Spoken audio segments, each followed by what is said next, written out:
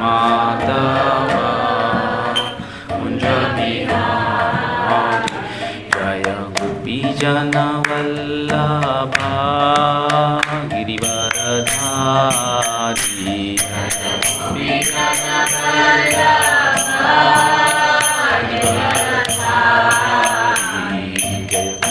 जन वल्लभा गिरिवरधारी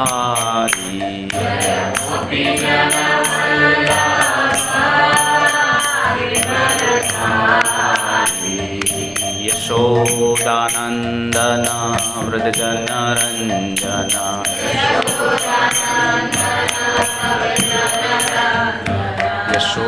यशोदानंदन व्रजनरंजन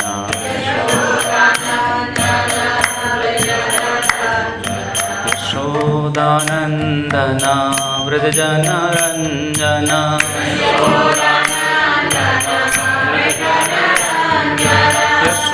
यशोदानंदन व्रजनरंजन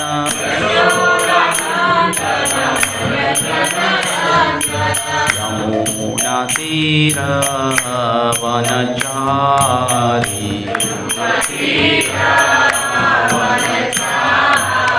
यमुना तीर वनचारी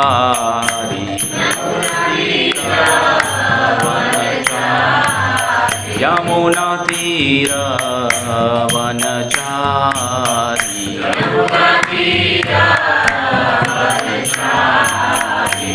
जय राधा माधव कुंज बिहारी कुंज बिहारी जय राधा माधव कुंज बिहारी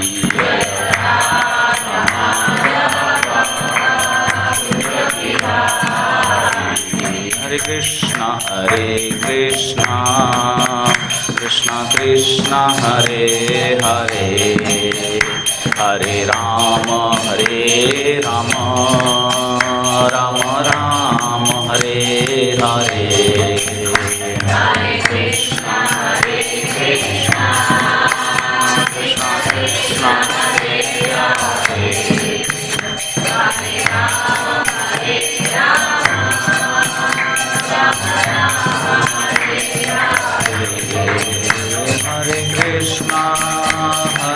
कृष्णा कृष्णा कृष्णा हरे हरे हरे राम राम राम हरे हरे हरे कृष्णा कृष्णा कृष्णा हरे हरे हरे राम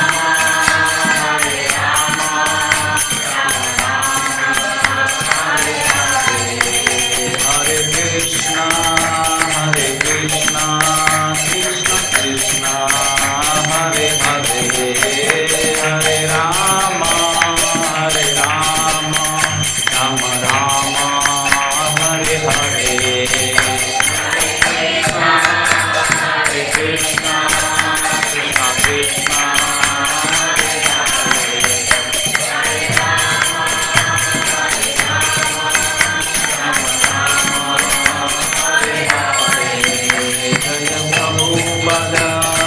प्रभुपादा जय प्रभुपादा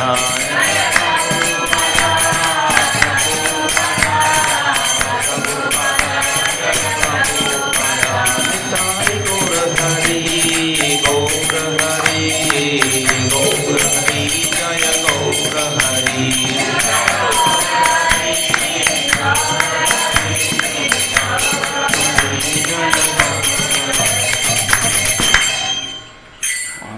भगवते वासुदेवाय ओम नमो भगवते वासुदेवाय ओम नमो भगवते वासुदेवाय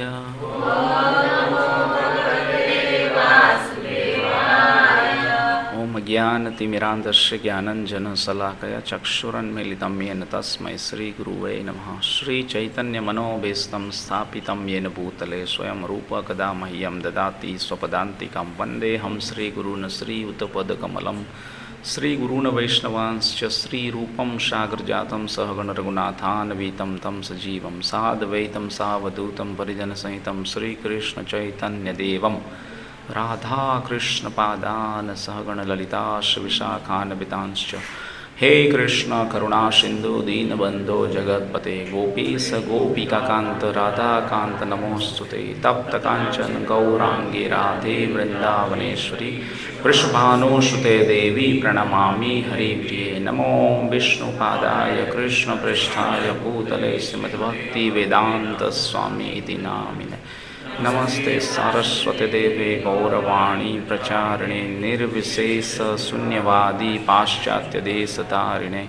जय श्री कृष्ण चैतन्य प्रभु नित्यानंद श्री अद्वैत गदाधर शिवासदि गौर भक्तवृंद। हरे कृष्णा कृष्णा कृष्णा हरे हरे, हरे राम राम राम हरे हरे। नारायणं नमस्कृत्यं नरं चैव नरोत्तमं देवीं सरस्वतीं व्यासं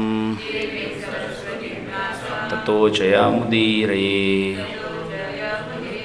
नष्टप्रायेषु भद्रेषु नित्यं भागवत सेवया भागवतयम् उत्तम श्लोके भक्तिर्भवति नैष्टकी। हरे कृष्णा। आज गौर पूर्णिमा उत्सव है, तो भगवान श्री चैतन्य महाप्रभु का आविर्भाव दिन ठीक आज से 540 साल पहले भगवान इस कलयुग में अवतार लिया और भक्ति का मार्ग जो है स्थापित करके हमको कुछ बताया कि कैसे भक्ति के मार्ग पर एक जीव जो है चल सकता है और कैसे भगवान का प्रेम अर्जित कर सकता है। द्वापर युग में भगवान आए तो गीता तो दे दी, भगवत गीता, और उसके बाद में भी लोग जो कलयुग में भक्ति के मार्ग पे चल नहीं पा रहे थे, है ना। तो इसलिए भक्ति का मार्ग स्थापित करने और भक्ति को देने के लिए जो है भगवान खुद अवतरित हुए और स्थापित किया, भक्ति का मार्ग जो है लोगों को दिखाया। तो बाकी सब आचार्य और काफ़ी सारा जो है वेद उपनिषद पुराण भागवत व्यासदेव ने और सुखदेव गोस्वामी द्वारा कई सारी चीज़ें दी गई, पर भगवान श्री चैतन्य महाप्रभु ने केवल 8 श्लोक दिए शिक्षाष्टक में, जो हम लोग बोलते हैं, है ना। तो ये जो 8 श्लोक ही है उसमें पूरा सब कुछ कवर है। उसको जितना आप अच्छे से गहराई से समझो उतना कम है, वैसा है। पर खोल के रखना हो तो खोल के रख सकते हैं आपका मोबाइल में वो 8 श्लोक जो है। तो ये जो 8 श्लोक है जो शिक्षाष्टकम के रूप में हमको दिए, ये भक्ति की जो प्रोसेस है, डिवोशनल सर्विस, उसकी जो है इंस्ट्रक्शन जैसी है भगवान श्री चैतन्य महाप्रभु के द्वारा।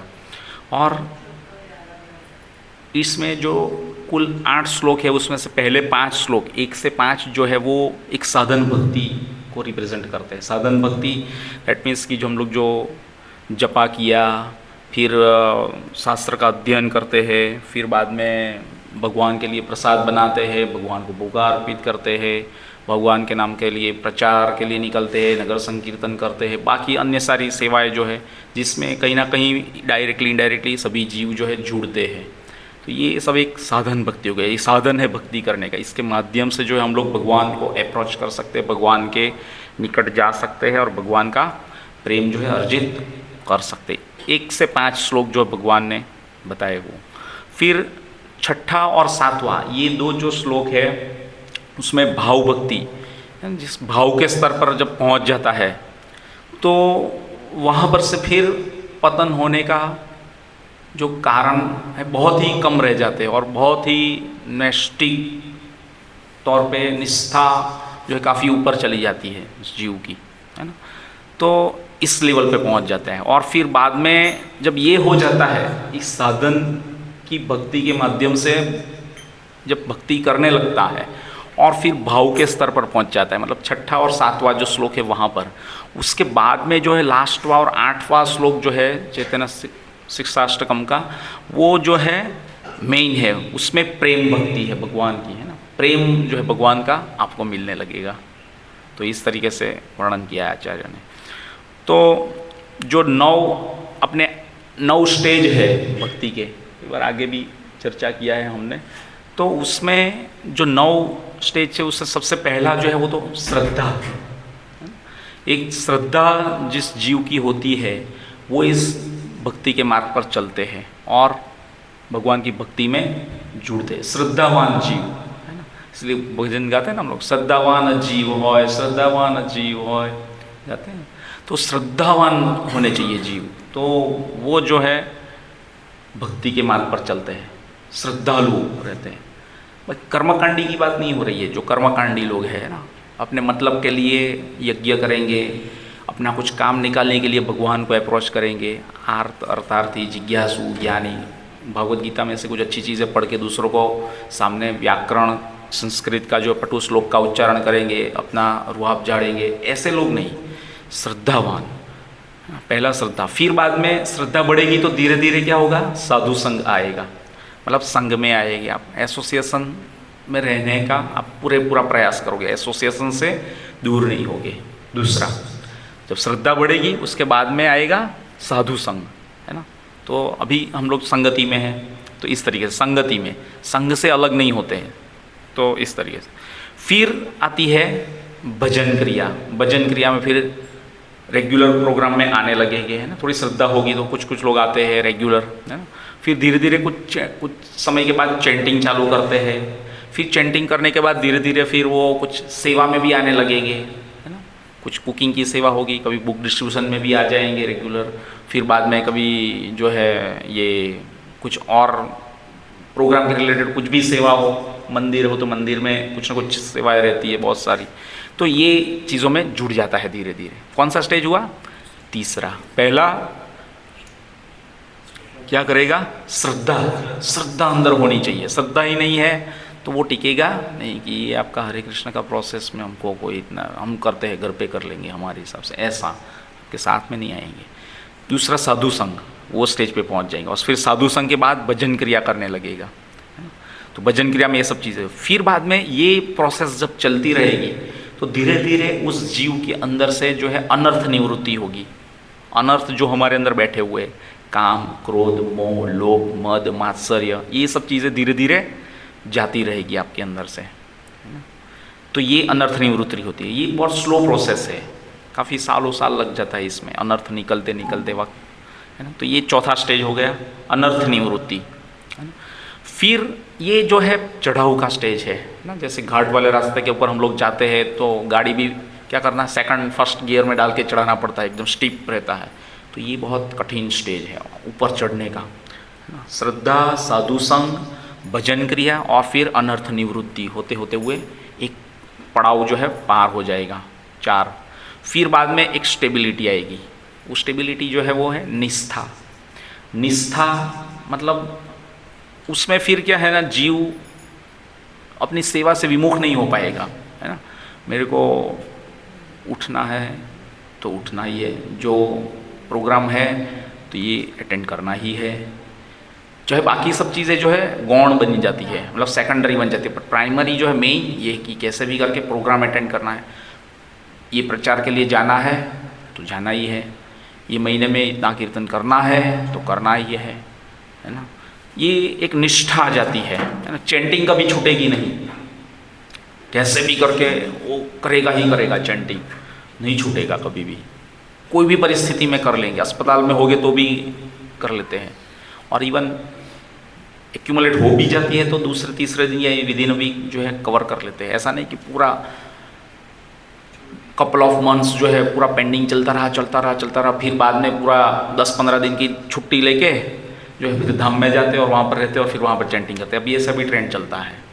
हमारा बैकलॉग जो है बहुत सारा बढ़ गया है, तो अभी इसलिए हम लोग धाम में जा रहे हैं, वहाँ पर हफ्ता रहेंगे और फिर वहाँ पर चैंटिंग कवर करेंगे जितनी छूट गई है, जितनी लेक हुई है वो रेगुलर, तो वो निष्ठा पर इस तौर पे आ जाए।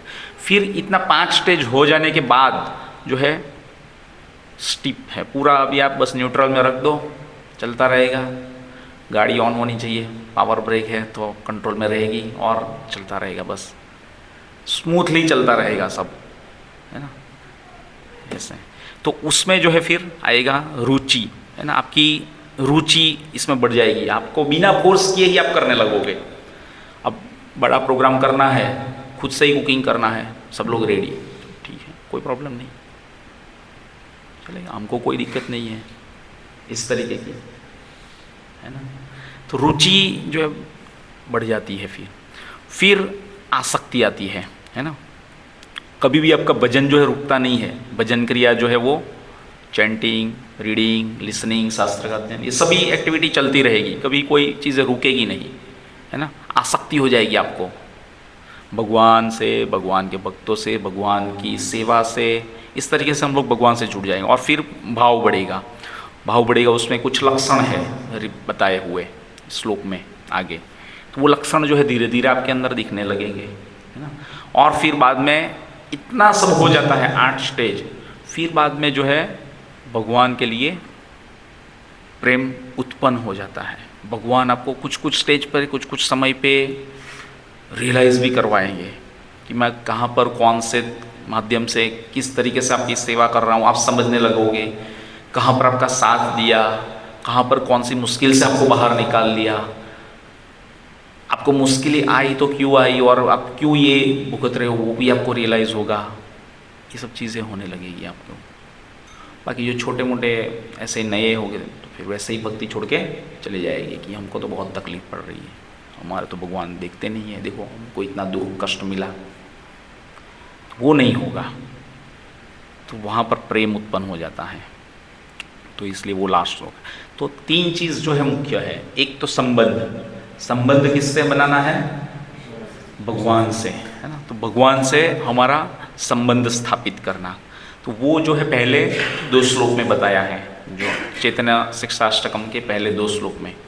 इसके बाद में आता है अभिधेय। अभिधेय क्या होना चाहिए कि हम लोग भगवान की भक्तिमय सेवा करें, भगवान की भक्तिमय सेवा करें। और भगवान से भक्तिमय सेवा करने से क्या होगा, भगवान से संबंध स्थापित होगा, एक रिलेशन बनेगा।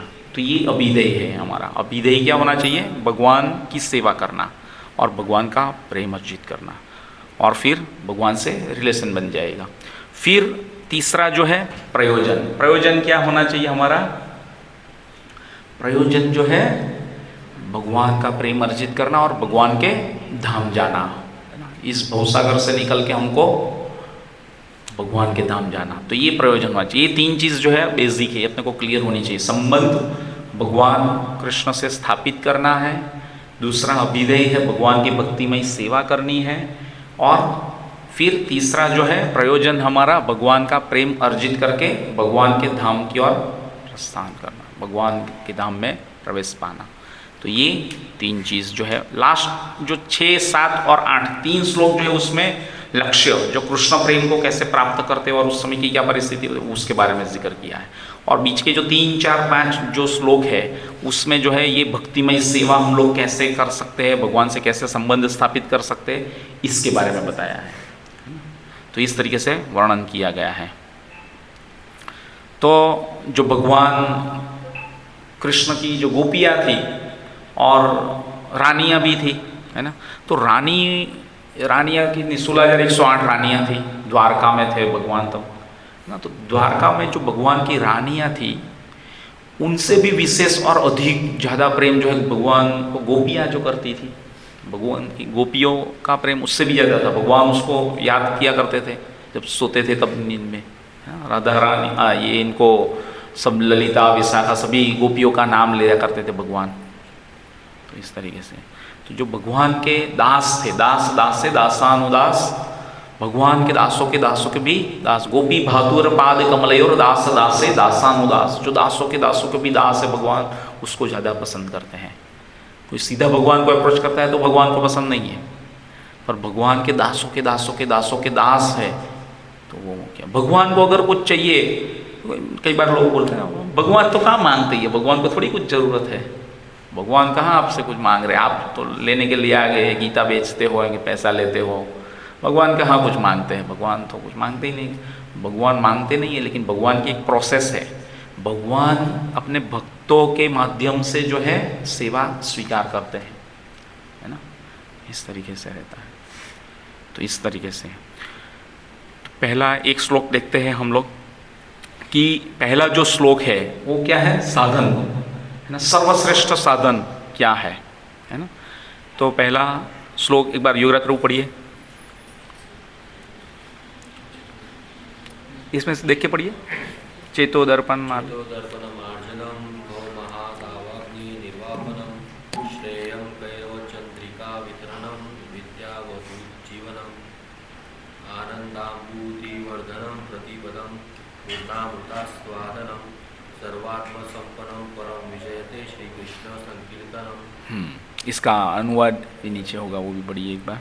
श्री कृष्ण संकीर्तन की परम विजय हो, जो वर्षों से संचित मन से चित्त का मार्जन करने वाला तथा बारंबार जन्म मृत्यु रुद्र रूप महादावानल को शांत करने वाला है। यह संकीर्तन यज्ञ मानवता का परम कल्याणकारी है, क्योंकि यह मंगल रूपी चंद्रिका का वितरण करता है। समस्त अप्राकृत विद्या रूपी वधु का यही जीवन है। यह आनंद के समुद्र की वृद्धि करने वाला है, और यह श्री कृष्ण नाम हमारे द्वारा नित्य वांछित पूर्णामृत का हमें आस्वादन कराता है। तो ये श्लोक जो है पहला, उसको 8 भाग में डिवाइड किया है ना। तो किस तरीके से, चेतो दर्पण मार्जनम, चेतना जो हमारी है उसका मार्जन करना, मतलब सफाई करना, मंदिर मार्जन जैसे करते हैं ना, सफाई करना। अब चेतना जो हमारा मन है उसमें करोड़ों जन्म का जो डेटा जो है वो स्टोर रहता है ना, भोग की वृत्ति, कई सारी इच्छा, डिज़ायरनेस, तो ये सब धीरे धीरे कम होगी। कब, चेतना का दर्पण का मार्जन, दर्पण मतलब मिरर है ना, मिरर जो है उसको बहुत रगड़ना पड़ता है, साफ करना पड़ता है, तब जा कर के हम लोग अपने आप को देख सकते हैं, है ना। बहुत सालों से कोई घर बंद पड़ा हो और उसमें बहुत सारी धूल मिट्टी जम गई हो, तो फिर उसको केवल एक कटका मारने से नहीं काम चलेगा, है ना, बहुत बार रगड़ना पड़ेगा, उसको अच्छे से सफाई करना पड़ेगा, तब जा कर के वो क्लीन होगा और फिर बाद में हम लोग देख पाएंगे। तो चेतना का जो दर्पण है उसको जब मार्जन होता है, मतलब वो किससे होगा, हरे कृष्णा कृष्णा कृष्णा हरे हरे, हरे राम राम राम हरे, भगवान का नाम का जप करने से। और भगवान के नाम का जब जप करेंगे तो क्या होगा, बहु महादावाग्नि, महादावाग्नि मतलब दावानल, इस संसार जो है दावानल के समान है, इस भौतिक जगत जो है, यहाँ पर आग लगती ही रहती है कहीं ना कहीं पे, कोई शांति यहाँ पर नहीं मिलती, और शांत कभी कहीं पे होता नहीं, कहीं ना कहीं पे कुछ ना कुछ गड़बड़ तकलीफ ऊपर नीचे चलता ही रहता है, और सब उसके साथ कहीं ना कहीं पे लिपटे ही रहते हैं। उससे मैं परे हूँ ऐसा कोई नहीं है, सभी लोग कहीं ना कुछ दुख या कष्ट, पीड़ा, तकलीफ में रहते ही रहते हैं। जो ऐसा मानता है कि हमको कोई कष्ट, पीड़ा, दुख, तकलीफ नहीं है, तो वो खुद ही माया में है और उसको खुद ही ये तकलीफ है।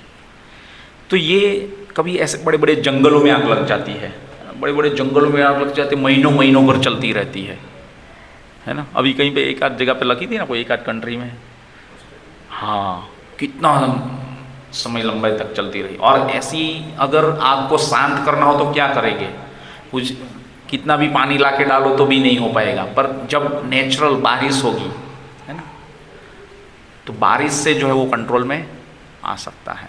तो वर्षा होगी, वर्षा कैसे होगी, यज्ञ करने से। यज्ञ मतलब विष्णु है, भगवान, तो भगवान का नाम का जप होगा, तब जा कर के वो महादावाग्नि जो है वो शांत होगी, है ना। तो भगवान के लिए जब कोई कार्य करते हैं तो ही वो कंट्रोल में आ पाती है। तो इसी तरीके से ये एक एग्जाम्पल है कि अगर कोई बड़े जंगल में आग लगती है तो उसको शांत करने के लिए वर्षा ही चाहिए, उसके बगैर नहीं हो पाएगा। ऐसे ही इस भवसागर में जो जीव फंसे हैं उससे बाहर निकलने के लिए उसको भगवान के नाम का सहारा लेना पड़ेगा। कलयुग में यही है, भगवान ने बताया है ना। तो इसके माध्यम से जो है हम लोग इसको शांत कर सकते हैं। निर्वापनम है ना, शांत हो जाती है निर्वापनम मतलब। तो ये प्रोसेस है और फिर बाद में जो इसका रिजल्ट आपको मिलेगा जब आप जप करते जाओगे सिंसियरली अटेंटिवली, धीरे धीरे जप की क्वालिटी भी जो है इम्प्रूव होगी, है ना। अब हम लोग कई सारे भक्त लोग जो है अभी 16 माला पर पहुंच गए, तो अभी नेक्स्ट हमारा फोकस वो होना चाहिए कि कितना क्वालिटेटिव किया जाए। आप टारगेट कर सकते हैं कि एटलीस्ट 16 माला करते हैं तो चलो मैं 4 माला कम से कम आधा घंटा, 4 माला करने में आधा घंटा लगता है, तो आधा घंटा तो एकदम सिंसियरली और अटेंटिवली चैंटिंग करूँगा कि मोबाइल जो है मेरे से दूर रहे, शांति से बैठ के आसन के ऊपर भगवान की फ़ोटो या फिर तुलसी के पौधे के सामने शुभ सतोगुण मुहूर्त में सुबह में जो है हम लोग जप करें। बाकी का चलो ठीक है, धीरे धीरे स्लोली प्रोसेस। कोई 8 करता है तो उसको होना चाहिए कि कम से कम चलो मैं 2 माला तो एकदम सिंसियरली और अटेंटिवली करूं, एकदम अच्छे से, मतलब ध्यान से जो बोलते हैं प्रॉपरली सुनने का और भगवान के ऊपर ध्यान फोकस करने का। आँख जो है पूरी खुली नहीं, पूरी बंद नहीं, आसन होना चाहिए, टट्टार बैठना है सही से, मतलब एकदम अच्छे से अटेंटिवली इस तरीके से। तो ये एक हम लोग अपने आप में एक डिटर्मिनेशन है, धीरे धीरे उठा सकते हैं कि कैसे हम लोग और हमारी जपा की क्वालिटी जो है इम्प्रूव कर सके। तो इस तरीके से श्रेय कैरव चंद्रिका वितरणम, कैरव मतलब चंद्रमा, मून जो है कभी शीतलता प्रदान करता है ना। रात्रि में हम लोग रहते हैं तो पूरा शांतिमय वातावरण भी होता है और शीतलता भी रहती है। चंद्रमा की किरण से ही सभी वनस्पति भी फूलती फलती है, उसमें रस आता है ना। इस चंद्रिका रूपी चंद्रमा की शीतलता का ये जो है भगवान के नाम के रूप में वितरण कर रहे हैं। विद्या वधु, विद्या मतलब भगवान खुद है, कृष्ण विद्या, विद्या वधु, वधु मतलब जो भगवान की गोपिया, वधु है ना, ऐसा बोलते हैं ना कभी, इसकी वधु मतलब उसकी पत्नी है ना। कृष्ण की गोपिया, विद्या मतलब भगवान कृष्ण, वधु मतलब उसकी गोपिया, कृष्ण की गोपिया की तरह हम लोगों को कृष्ण से जुड़ना है। गोपियों ने क्या किया था, जब भगवान की बांसुरी बजती थी तो सब कुछ अपना काम काज छोड़ के चली जाती थी, है ना। पति को अगर कुछ रोटी बना के दे रही है तो रोटी भी पूरी जल जाती थी और फिर बाद में वहाँ पर पहुँच जाती थी। कुछ खाना खिला रही तो खाना छोड़ के चली जाती थी। तो उस लेवल का भाव है ना। तो वैसे गोपियाँ जो है भगवान की सेवा लगी, जैसे एक पत्नी जो है पति के साथ जुड़ी रहती है और उसके सेवा करती है ना। कृष्ण जो है सेंटर में रहते हैं, भगवान साइड ट्रैक नहीं होते हैं इसमें। तो फिर 5वीं चीज़ आएगी आनंदम्बुधि वर्धनम। आनंद का क्या होगा, वर्धन होगा, आनंद बढ़ेगा आपका, है ना। आनंद का समुद्र जो है वो बढ़ता जाएगा। प्रतिपदम, 6ठा प्रतिपदम, हर एक पद पर, हर एक पद पे पूर्णामृत आस्वादन। तो पूर्ण अमृत का जो है आप आस्वादन करने लगोगे। 6ठा है ना, क्या करेंगे, आनंदम्बुधि वर्धनम प्रतिपदम पूर्णामृत स्वादनम। आनंद का समुद्र जो है बढ़ेगा आपके साथ में और फिर बाद में हर एक पद पर आप जो है भगवान का नाम रूपी प्रेम का आस्वादन करोगे, अमृत का आस्वादन करने लगोगे। तो फिर आएगा लास्ट क्या है, सर्वात्म संपन्नम परम विजयते श्री कृष्ण संकीर्तनम। पूर्ण चित्त की जो है प्राप्ति होगी, सर्व आत्म संपन्नम, सभी जीव को जो है, आत्मा को, सभी जीव को जो है संपन्न प्राप्ति होगी पूर्ण चित्त की, है ना। श्री कृष्ण संकीर्तनम, तो ये विजयी हो भगवान श्री कृष्ण के संकीर्तन की, है ना। श्री कृष्ण संकीर्तन की परम विजय होगी। सभी जीव के अंदर जो है भगवान का दर्शन होगा। एक कुत्ता बिल्ली जो जा रहा है तो उसको भी, पहले मैं खुद भी ऐसा था कि कभी कुछ घर में ऐसा कुछ दिख जाता है ना, कुछ ये इंसेक्ट ऐसा या कुछ भी, तो मार ही देते थे उसको, मार के फिर उसको बाहर देते। पकड़ में आता नहीं है, बाहर निकलना जिंदा रख के बहुत ईजी रहता, मार देते थे। पर धीरे धीरे बहुत फिर बाद में भक्ति में आ गए, फिर बाद में रियलाइज़ हुआ कि सब जीव को ऐसे मारना नहीं चाहिए, है ना।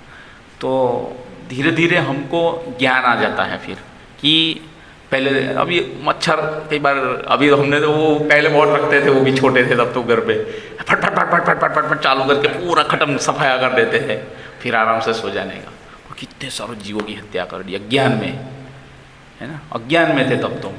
अब पता चल गया कि ये सभी इतने सारे जीवों की हत्या कर रहे हैं, तो ये सही नहीं है ना। तो तब से वो भी यूज़ करना बंद कर दिया। और दूसरे प्रिकॉशंस जो हम लोग लेते हैं कि हम किसी जीव की हत्या के पाप में न फंसे, है ना। सभी जीव में परमात्मा रूप में भगवान विराजमान है, तो उस परमात्मा का हमको दर्शन होता है ना। तो इसीलिए हमको उस जीव को भी उस योनि में जो रखा गया है उसको कुछ निश्चित निर्धारित समय तक रहने की परमिशन रहती है। और उससे पहले अगर कोई उसकी हत्या कर दे तो उसका पाप जो है हमको भी लगेगा, और फिर उसको फिर से वापस वो योनि में जाना पड़ेगा, फिर से जन्म लेना पड़ेगा। वो जितना उसका उस योनि में रहने के लिए बाध्य था वो कंप्लीट नहीं हो पाता है, तो है ना।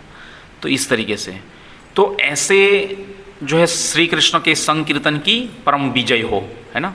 तो ये पहला श्लोक जो है इस तरीके से, मन बुद्धि अपनी सभी इंद्रियों को जो है भगवान की सेवा में लगाना, जहाँ पर जिस परिस्थिति में जैसे भी रहते हो वहाँ पर। ऐसा नहीं कि अभी तो हम लोग ट्रेन में है तो भाई ट्रेन में कहाँ नहाएंगे धोएंगे, कहाँ भगवान की आरती करेंगे, कहाँ भगवान का नाम जप करेंगे। कभी भी कहीं पे कोई भी परिस्थिति में जैसे भी हो करना चाहिए भगवान का सेवा, और नाम के माध्यम से नाम जप। पहला श्लोक में ये बताया गया है। ये क्या है? साधन भक्ति। साधन क्या है? भगवान का नाम का सारा, भगवान का नाम का जप करना। तो ये क्या करेगा?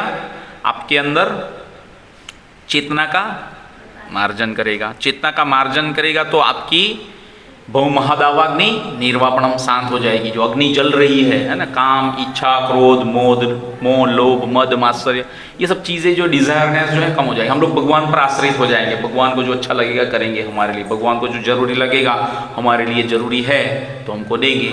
भगवान से मांगते नहीं है कि जो इच्छा होगी तो देंगे। तो निर्वापणम, फिर बाद में क्या होगा? ये शीतलता प्रदान करेगा, है ना, शांति मिलेगी। चंद्रिका, कैरव चंद्रिका वितरणम विद्यावधु जीवनम, है ना, कृष्ण की जो गोपियाँ थी उसी तरीके से। तो ये चार चीज़ हो जाएगी। फिर बाद में क्या होगा? आनंदाम्बुधि वर्धनम, आनंद बढ़ेगा आपका, है ना। भक्ति में कितना आनंद आने लगता है। भगवान के लिए बोलने के लिए इच्छा रहती है, बुक डिस्ट्रीब्यूशन में जाने की इच्छा रहती है, भगवान की सेवा करने की इच्छा रहती है, भगवान के भक्तों के संगम में भगवान के धाम में जाने की इच्छा होती है। ये इच्छाएं जो है सब तीव्र हो जाती है ना। अभक्तों के संग से में आते भी है तो ज़्यादा वहाँ पर रुकने की इच्छा नहीं करती है ना, मन नहीं होता है। ऐसे कभी कोई पार्टी या फंक्शन में चले गए तो वहाँ पर रुकने की ज़्यादा इच्छा ना हो कि कब बस यहाँ से निकले, है ना, क्योंकि वो हमारी चेतना के ऊपर दुष्प्रभाव डालता है सब ऐसी अभक्तों की संगति जो है वो, है ना। तो इस तरीके से, और ये होगा प्रति पदम पूर्णामृत स्वादन, हर एक पद पद पर आपको आनंद आएगा। जैसे माता जी लोग अभी हर रोज इवनिंग में चालू कर दिया, तो मतलब डेली रेगुलरली बस जुड़ना है, पढ़ना ही है, तो वो एक एक्टिविटी बन गई। कीर्तन होता है तो प्रसाद बनाना है, ये करना है। प्रोग्राम आया तो चलो 56 भोग बाई डिफ़ॉल्ट बनाना है, सब लोगों की सेवा की। चलो ये प्रोग्राम है तो यहाँ पर ये करना है। ऐसे मतलब जो है हम लोग मन से पूरे रेडी रहते हैं, कभी इससे पीछे नहीं रहती कि बाई डिफ़ॉल्ट ये सब हमारा नियत निर्धारित कर्तव्य कर्म जैसा बन गया है। तो ये सब चीज़ें होने लगेगी। फिर बाद में सर्व आत्म संपन्नम, उसको पूर्ण चित्त की प्राप्ति होगी, सर्व आत्म संपन्नम। और फिर बाद में जो है ऐसा संकीर्तन जो है उसकी परम विजय होगी, है ना। तो इस तरीके से, तो ये पहला श्लोक जो है इसमें इस तरीके से भगवान ने शिक्षा दी है। क्लियर हुआ सबको? एकदम सिंपल वे में समझाने का कोशिश किया इसको। एक और श्लोक लेते हैं फिर विराम लेंगे, ठीक है? कोई जल्दी तो नहीं है किसी को? 10 मिनट लगेगा और 7:50 हुई है, ठीक है। तो दूसरा श्लोक जो है ये भी नाम साधन है। नाम साधन जो है उसको सुलभ करना है, मतलब इसको इजी करना है, कन्वीनियंट। दूसरा श्लोक कौन सा है योगराज प्रभु, पढ़िए एक बार। नामनामकारी बहुधा निज सर्वशक्ति सत्तार्पिता नियमिता स्मरणेन काल एतादशी तव कृपा भवन्मापि दुर्दैवामि दृशि महाजनी अनुतारुगा। उसका भावार्थ एक बार पढ़िए। हे भगवान, आपका अकेला नाम ही जीवों का सब प्रकार से मंगल करने वाला है। कृष्ण गोविंद जैसे आपके लाखों नाम हैं। आपने इन अप्राकृत नामों में अपनी समस्त अप्राकृत शक्तियाँ अर्पण कर दी है।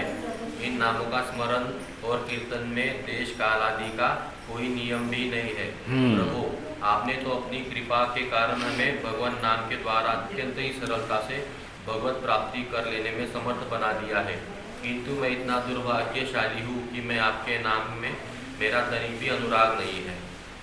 तो ये पहला श्लोक में भगवान ने साधन भक्ति बताया, और अभी दूसरे श्लोक में बता रहा है कि साधन कैसे सुलभ हो। सुलभ हो मतलब इसको कितना इजी, कन्वीनियंट और अच्छे से आप फॉलो कर सकते हो और इसको टैकल कर सकते हो और फिर चल सकते हो आगे।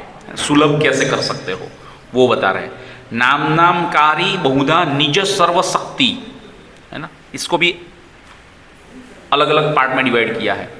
तो भगवान ने अपनी शक्ति, सच्चित आनंद है भगवान, है ना, भगवान अपनी संकल्प शक्ति रहती है। तो ये शक्ति जो है भगवान ने किस में डाल दी? नामकारी, नाम में भगवान ने शक्ति डाल दी, है ना। भगवान के नाम में बहुत शक्ति है। अभी हम लोग कई बार प्रचार में जाते तो एक दो लोग कभी मिल जाए और मिलते बोलते हैं ये जो बोर्ड के ऊपर वो लगा है ना, हरे कृष्ण महामंत्र, ये जो ये महामंत्र है इसका उच्चारण करते इसमें बहुत पावर है, आप कहेंगे ये जबरदस्त पावर है, ऐसा बोल रहे थे। क्यों ऐसा बोले? रियलाइज हुआ ना उसको कि भगवान के नाम इसमें महामंत्र आएंगे, ये इसमें बहुत पावर है, हमको ऐसे कहने लगे। मतलब हाँ, बहुत अच्छी बात है, चलो उसको रियलाइज़ हुआ। भले प्रोग्राम में नहीं आते हो, कभी कोई प्रोग्राम में जुड़ते नहीं है, पर उसको आएगा कभी ना कभी, तो भक्तों की संगति में आएंगे। बुक्स है, भगवान का नाम उसने देख लिया, घर में रख लिया, तो महामंत्र की प्लेट के ऊपर ऐसा हाथ करके बता रहे थे कि इसमें बहुत पावर है ना। तो भगवान ने अपनी शक्ति जो है इसमें नाम के अंदर डाली है। नामकारी, भगवान के बहुत सारे नाम है, गौण नाम है ना। ओम भगवान का ही एक शब्द है। कैसे बोल सकते हैं? ओम, अ उ म। अ मतलब भगवत गीता में भगवान बता रहे हैं खुद भगवान श्री कृष्ण है ना। उ मतलब ऊर्जेश्वरी राधा रानी, भगवान की अंतरंगा शक्ति। और म मतलब हम सभी जीवात्माएं, जीवात्मा का बद्ध जीव, सभी जीव का कार्य है भगवान कृष्ण की सेवा करना, राधे रानी के माध्यम से आदेश लेके, है ना। तो ओम एक्चुअल में ओम नहीं बोलते हैं, इसलिए कई बार देखिए प्रोनाउंसिएशन में प्रॉपर करते हैं, उस चीज़ें करते हैं ना, तो एकदम ध्यान से देख के उस हिसाब से करने का। ओम ऐसा, ओम ऐसा नहीं है। ज़्यादातर लोग आपको ऐसे मिलेंगे जो ऐसे बोलते हैं, पर हम जो जान जाते हैं शास्त्र के माध्यम से, अच्छे से कोई चीज़ें समझते हैं, गुरु ने हमको बताया, तो उसको उस हिसाब से फॉलो करना चाहिए कि ओम। ओम तीन चीज़ें हैं, अ प्लस उ प्लस म, तो ये भगवान का नाम है। वैदिक मंत्र प्रणव ओमकार है ना। भगवान है, ईश्वर है, अल्लाह है, ऊपर वाला है, राम रखवाले, ऐसे बहुत सारे भगवान के नाम, गौण नाम है ना। फिर भगवान के मुख्य नाम आते हैं। मुख्य नाम कौन कौन से हैं? गोपाल, गोविंद, राम, कृष्ण, विष्णु, मधुसूदन, हरि, ये जो है नाम है, मुख्य नाम हुए। फिर प्रेम नाम आता है। भगवान का प्रेम नाम कौन सा है? प्रेम नाम हरे कृष्णा कृष्णा कृष्णा हरे हरे, हरे राम राम राम। तो ये प्रेम नाम हो गया, है ना।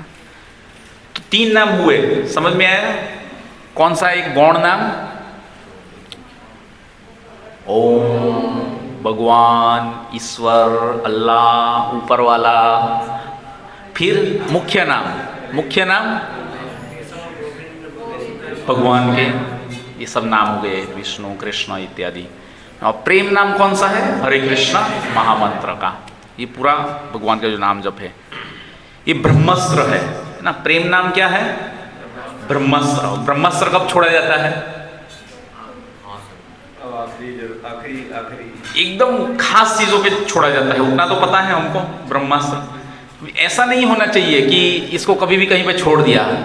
अब बारिश हो रही है, कपड़े सूखने दीजिए, हरे कृष्णा भगवान हमारे कपड़े सुखा देना, हरे कृष्णा कृष्णा। बच्चा स्कूल से अभी आया नहीं है, हरे कृष्णा थोड़ा जल्दी आ जाए, हरे कृष्णा कृष्णा। पति अभी आए नहीं है ऑफिस से, अभी काफ़ी आज, अब भगवान आज इसको ज़्यादा रुकना ना पड़े वहाँ पर, हरे कृष्णा हरे। ऐसा एकदम सस्ते वाला ऐसा नहीं। भगवान का नाम जो है वो बहुत ही ऑस्पियस है, इसको मुख्य नाम प्रेम नाम है ना, तो उसको हम लोगों को इतना सस्ते में नहीं लेना चाहिए। भगवान हमको हमारी परीक्षा में पास करवा देना, हमारा अच्छा नंबर आ जाए, ऐसा नहीं। भगवान आपके लिए अच्छा करेंगे वो आपको विश्वास होना चाहिए। अब हम सही में उसके लिए लायक है और हम लोग उसके लिए करते हैं तो भगवान करेंगे, अपने भक्तों का ध्यान रखते हैं और भगवान के ऊपर आश्रित रहने, मांगना नहीं चाहिए भगवान के। तो इस तरीके से है ना, ऐसा सस्ते में नहीं लेना। ब्रह्मास्त्र है तो एकदम सही समय पे ऐसा। तो भगवान के हाथ की जो कृपा है उसकी बारिश होगी, है ना। फिर आता है तत्रार्पितः नियमितः स्मरणेन कालः। देखो अभी यहाँ पर सुलभ कैसे बनाया जाए वो बताया है। दूसरी लाइन जो है जप के लिए अर्पित, मतलब भगवान को अर्पित करने का। नियमितः, नियम कोई है नहीं जप करने के लिए। कई बार हम लोग जानते हैं, कई बार सोते सोते भी कर लेते हैं, कई बार पैर लंबे करते हैं, कभी बार चलते चलते करते हैं, कभी बार खाते खाते कर लेते हैं, कभी बार पीते पीते कर लेते हैं, कोई भी परिस्थिति में कर लेते हैं, है ना। खाना बनाते वक्त भी आप कथा सुन सकते हैं या फिर कुछ भी कर सकते हैं, ये चलते रहना चाहिए। कुछ उस टाइम पे चैंटिंग कर लिया तो इस तरीके से, है ना। तो ये जब फिर स्मरणेन काल, उसका स्मरण के लिए कोई काल नहीं है कि भाई सुबह में ही होना चाहिए, ब्रह्म मुहूर्त में, आप रात में नहीं कर सकते, दोपहर को नहीं कर सकते, ऐसा नहीं। कभी भी कहीं भी कोई भी समय पे आप कर सकते हैं। नियमित स्मरणे न काल, भगवान का नाम लेने में कोई कंडीशन नहीं है ना। और इससे जो है आपको शांति मिलेगी, शांति प्रदान करेगा। तो फिर बाद में पांचवा और छठा, तीसरी जो लाइन में बताया है, एतादृशी तव कृपा भगवान नमापि, है ना। एतादृशी ऐसी कृपा, है ना, भगवान की नाम की, भगवान मेरे पे, नमाम अमापी, अपी मतलब मुझ पर भगवान ऐसी कृपा जो है मुझ पर करेंगे। नाम के रूप में कर रहे हैं भगवान अपने, है ना। नाम का भगवान ने शक्ति डाल दी है। और फिर बाद में जब इसके लिए कोई कंडीशन नहीं रहती और जब जीव इसका उच्चारण करता है तो फिर उसको क्या होता है, भगवान की कृपा प्राप्त होती है, मन को भी शांति मिलती है। दूरदैव मीदृशी महाजनी अनुराग नानुराग, है ना। दुर्दशा, हमारी दुर्दशा है अभी ये, है ना, कि हमको बहुत सागर में काम करना पड़ रहा है, न चाहते हुए पढ़ाई करनी पड़ती है, न चाहते हुए नौकरी करनी पड़ती है, कैसी कैसी सब माया में हम लोग उलझ गए हैं, है ना। कितनी जवाबदारी ऐसे ही लेके घूम रहे हैं और कितना हम लोग कैसी कैसी चीज़ों से उलझ गए हैं, है ना। जो भी भौतिक जगत में हम लोग कुछ नया लेके आते हैं उसकी कुछ ना कुछ आड़ असर रहती है और कुछ कहीं ना कहीं पे हमको असर करती रहती है, फंसाती रहती है ये सब चीज़ें। दूरदैव मीदृशी महाजनी, दुर्दशा है कि महाजनी ना अनुराग, मतलब प्रेम जो है उत्पन्न हो रहा है। अनुराग मतलब प्रेम, न अनुराग मतलब प्रेम उत्पन्न नहीं हो रहा है। क्यों प्रेम उत्पन्न नहीं हो रहा है? इतना भगवान का नाम लेके भी कई बार प्रेम उत्पन्न नहीं होता है ना। कि हमारी आसक्ति जो है इस भौतिक जगत के साथ ज़्यादा हो जाती है ना। तो इस तरीके से तो इस श्लोक में भगवान ने बताया कि नाम साधन, पहला कौन सा था? नाम साधन। दूसरा जो है नाम साधन सुलभ कैसे हो वो बताया। तो नामनाकारी बहुधा निज सर्वशक्ति, भगवान ने अपने मुख्य प्रेम रूपी नाम को शक्ति उसमें डाल दी है। स्तत्रार्पित नियमित स्मरण काल, इसमें कोई कंडीशन नहीं है इसमें स्मरण करने के लिए, कभी भी सोते उठते बैठते जागते खाते पीते कभी भी कहीं पे लीजिए, बस लेना जरूरी है। कई बार आप लोगों को बोलेंगे यार आप तो ये चलते फिरते कैसे करते रहे, ऐसा थोड़ी चलेगा, ऐसा नहीं कर सकते। अब जो बोलने वाला है वो खुद तो कभी भी नहीं करेगा, बोलेगा हम तो अच्छे से शांति से बैठ के फिर करेगा, और उसके जीवन में कभी शांति आती ही नहीं है, उलझे ही रहते हैं। सुबह में उठते हैं 7-8 बजे, भागे भागे काम पर जाते हैं, थके थके काम पर से आते हैं, रात को आके फिर थकान उतारने के लिए आजकल बहुत ही जगह क्या करते हैं लोग, ड्रिंक्स लेते हैं, फिर बाद में भूख लगती है, भूख निकलती है, ज़्यादा भूख लगती है, दबा के खाना खाते हैं, नॉनवेज भी खाते हैं, और ये सब से जीव जो है मद हो जाता है पूरा, और मद होता है फिर भोग की वृत्ति बढ़ती है, भोग करके फिर सो जाते हैं और फिर सुबह में उठ ही नहीं पाते हैं। इसी साइकिल में चलते रहते हैं सब इस तरीके से। तो भगवान का नाम का सहारा है ना, भगवान ने उसमें सभी शक्ति डाल दी है, तो इसके लिए कोई बात नहीं। ऐसी कृपा भगवान जो है हम पर कर रहे हैं, नाम रूपी, जो हमारी दुर्दशा है कि फिर भी जो है हमारा आसक्ति भौतिक जगत से ज़्यादा है, तो हमको भगवान के लिए प्रेम उत्पन्न नहीं हो पा रहा है। तो भगवान से हम लोग प्रार्थना करते हैं कि हमारा जो नाम जप की जो हम लोग कर रहे हैं सेवा, उससे हमको भगवान के प्रति प्रेम उत्पन्न हो। क्लियर हुआ ये दूसरा श्लोक? तो इस तरीके से समझाया है, ठीक है। तो पहला श्लोक जो था, एक तो 3 चीज जो है मुख्य है। कौन सी चीज? संबंध, भगवान से संबंध स्थापित करना, अभिधेय, भगवान की भक्तिमय सेवा के माध्यम से भगवान से जुड़ना, और तीसरा प्रयोजन क्या है? भगवान के धाम वापस जाना इस भवसागर से निकल के। तो ये चीज़ है। तो पहला जो श्लोक है उसमें भगवान ने नाम साधन जो है वो बताया, चेतना रूपी दर्पण को मार्जन करता है भगवान का नाम, और साधन है ये। और फिर दूसरे श्लोक में बता रहा है उसमें शक्ति डाली है भगवान ने, तो वो कैसे सुलभ हो जाता है वो चीज़ यहाँ पर बताई। तो ये दूसरा श्लोक है, ठीक है। हरे कृष्णा, श्रील प्रभुपाद की जय। तो क्लियर हो गया सबको? ये 2 श्लोक जो है मुख्य है। किसी को कुछ बोलना, प्रश्न करना, पूछना, बताना हो?